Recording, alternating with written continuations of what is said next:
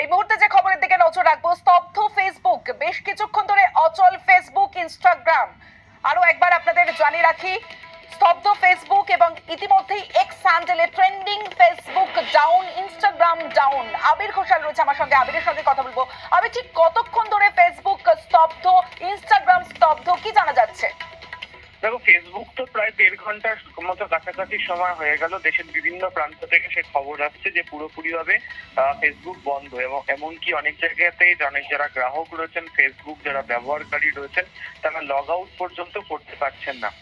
ফেসবুকের কোনো সমস্যা হলে বোঝা যায়, যেটা ডাউন ডিটেক্টর ফেসবুক.com যেটি রয়েছে, সেখানেও দেখা যাচ্ছে যে তাদের তরফ থেকেও সুনির্দিষ্টভাবে কোনো তথ্য দিতে পারা যায়নি। মেটা, যারা ফেসবুক এই মুহূর্তে চালান, তাদের তরফ থেকেও জানানো হয়েছে অফিসিয়াল বিবৃতিতে যে তাদের যে একটা সমস্যা তৈরি হয়েছে, সেই সমস্যার প্রেক্ষিতে তারা কাজ করছেন। তবে টুইটার বা এক্স হ্যান্ডেল সেটিভাবে কাজ করছে। ইনস্টাগ্রামের ক্ষেত্রে যে অভিযোগ আসছে, সেটা হচ্ছে ইনস্টাগ্রামের যে ফিড, সেই ফিড কোনোভাবে রিফ্রেশ হচ্ছে না। এবং 2024-এ যারা সোশ্যাল মিডিয়া প্ল্যাটফর্ম সম্পর্কে অবহিত, তারাও বলছেন যে এই ধরনের সমস্যা সব থেকে বড় আকার আজকে প্রথম দিন ধারণ করলো।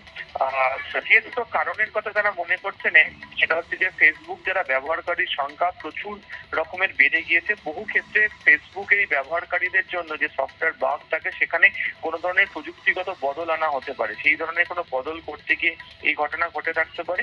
দ্বিতীয়ত হচ্ছে, বহু ক্ষেত্রে দেখতে পাওয়া যায় যে বিভিন্ন সেটিংস থেকে শুরু করে একাধিক জায়গাতে বদল আনে সংস্থা। তবে এক্ষেত্রে আগে থেকে অ্যালার্ট পাঠানো হয়। এই ধরনের কোনো অ্যালার্ট মেসেজ কেউ কোনোভাবে রিসিভ করেননি।